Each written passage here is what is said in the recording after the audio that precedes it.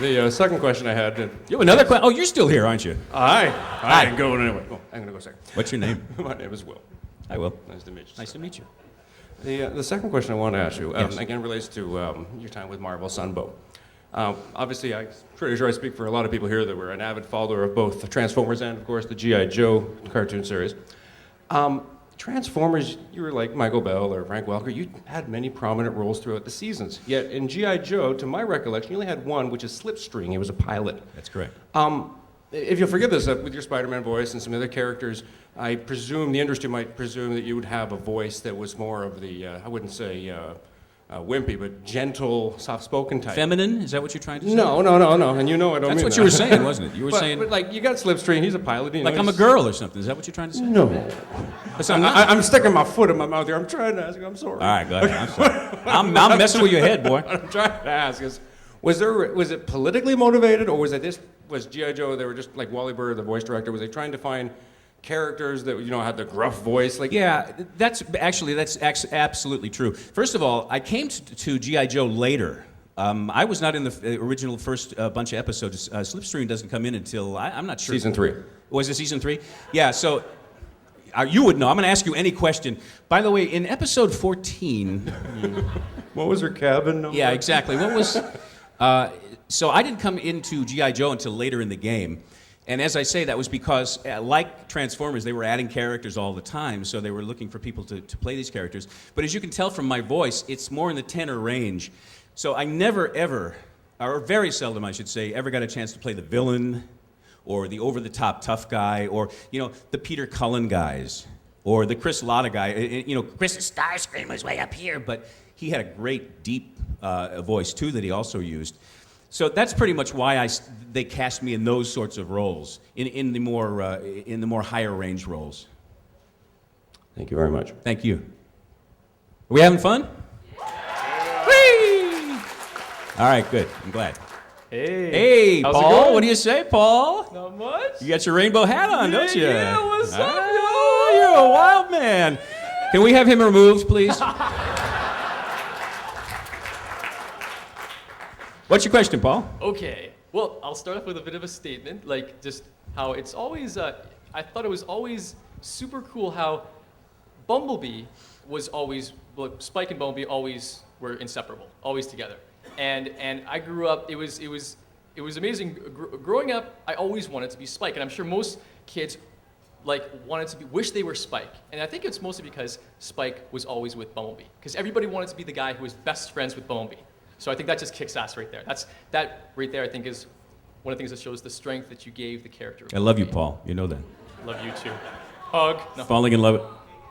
Oh.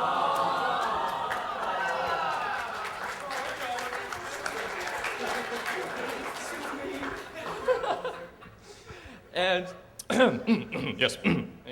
And building from that. One of the coolest points of the Spike Bumblebee relationship, I think, in the movie, or maybe just one of the most interesting points, was when Spike and Bumblebee were together in the movie, about to be eaten by Unicron, and Spike says, "Oh shit!" And right when that happened, that's like I'm like what? Like double take, and I almost expected Bumblebee to go like Spike, Yeah. So yeah, he should have. So watch your mouth, boy. Exactly. So when that happened, were you guys in the studio at the same time doing that, and how did that work? No, and that's another thing about the movie. That's an interesting question. First of all, you're absolutely right. In people have asked me why do you think Bumblebee is such a popular character? Because there were so many characters. And first of all, obviously, beside the fact that it was performed with complete perfection. Aside from that. It's because he was Spike's best friend, and Spike really sort of represented you guys. Spike was you. He was the link to the audience. And he was linked to Bumblebee. So I think that's part of the reason that Bumblebee is popular. Also because he was the little guy, and as kids, we're all little. We live in a world of legs, and we all feel like we want to achieve or we want to be. And so I think that's another thing. Plus, he was bright yellow. That's pretty cool. And so there were a lot of reasons. I'm circling into your question. I know I am. And just refresh me as to what it was, because I'm getting older by the minute now. The whole shit issue. Oh, the whole shit issue, yeah. Or merit, as we say here. You know, why did they have to do that? No, I thought it was great. No, it wasn't. Just because it was a movie. Hey, we're not on TV anymore. Shit! Hey, Optimus, what the fuck?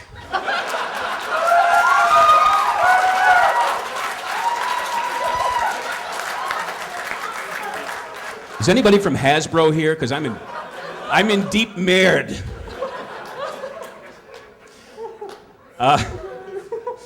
The movie, as opposed to the series, all the parts in the movie, and I did check this with Wally too, because I was in the studio by myself, as was almost everyone else. It was not an ensemble cast. Now they used a lot of named celebrity actors in that, and I assume that's part of the reason because of scheduling. But it wasn't nearly as fun. I mean, we did, you did each line, similar to what I did on my first episode of Spider-Man, and it just didn't have the same camaraderie. I remember being in a big studio. It was a different studio than Wally Burr's we usually used. It didn't feel quite right, and I was only in the recording studio for probably 45 minutes, and I was done.